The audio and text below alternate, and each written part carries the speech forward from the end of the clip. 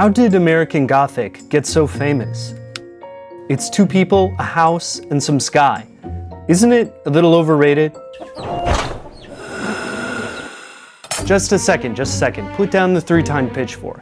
So I understand that Grant Wood made an incredible painting. You can see it in all the little details. Like how the pitchfork's lines are repeated in the house and Farmer's shirt, or how there are complementary patterns in the window drapes and the woman's dress. The painting is technically complex.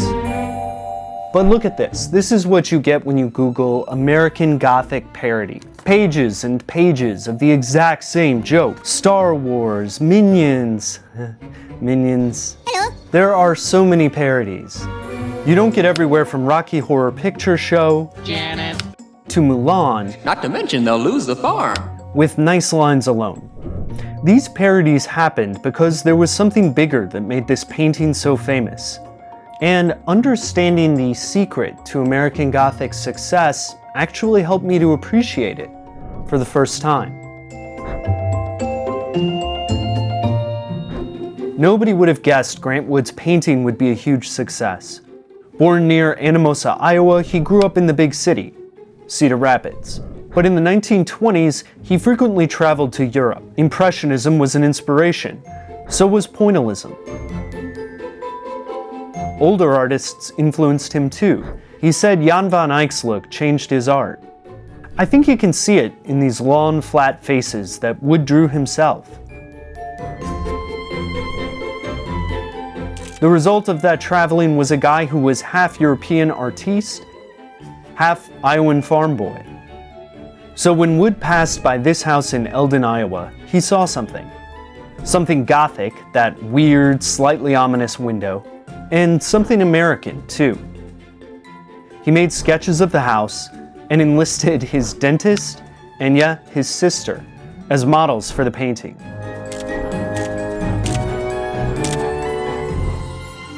There were some tweaks as the painting developed. The weeds in front of the house disappeared. The original rake became a pitchfork. Wood promised he'd elongate his sister's face so she wasn't recognized as the wife of this older dentist. Wood completed it in 1930.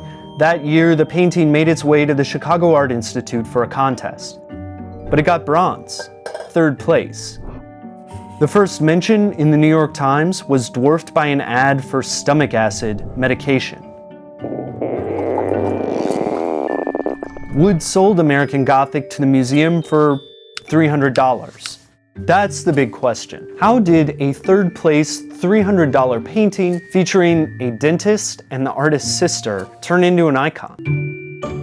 America changed a lot from 1880 to 1920. This chart shows all the jobs. The big one to notice is agriculture.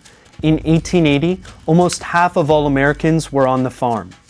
Now let's go to 1920. Agriculture went from 48% to just 25%. In 1880, about 30% of Americans lived in cities. By 1920, it had jumped to more than half. America was split between city and country. In the 20s and 30s, city people started snarking. The critic H.L. Mencken's a good example. Imagine Bill Maher, but more famous with 20 extra IQ points and less pot. Mencken called small-town people the bourgeoisie. This kind of thing was common. In 1920, Main Street was a hit novel that was basically about how small towns stunk. American Gothic was perfectly balanced for this big, nasty fight. Some city people saw the couple as the bourgeoisie. Some country people saw them as authentic Americans. Remember that blue and black dress, or white and gold dress, that went viral on BuzzFeed? That didn't go viral because it was a great picture, it went viral because it was a great fight. In 1930, American Gothic wasn't that different.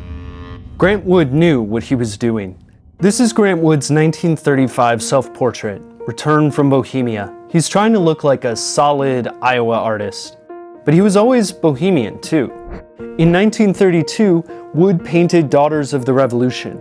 He said it was his only satire, an American myth blocked by women clinking their teacups. Or look at 1939's Parson Weems' Fable. It honors the story of George Washington refusing to lie about chopping down a cherry tree. Then the curtain pulls back. That American story is just something Parson Weems made up. Farmer, artist, real American, artistic snob. Grant Wood kept everybody guessing. If you think about it, his approach to art was not that different than all those stupid parodies that try to have it both ways. Half the time they're honoring the painting and the idea of a solid American couple, and half the time they're calling it a joke. What the satirists might not realize is that when Grant Wood painted his sister and his dentist in front of a house in Eldon, Iowa, he was doing the same thing.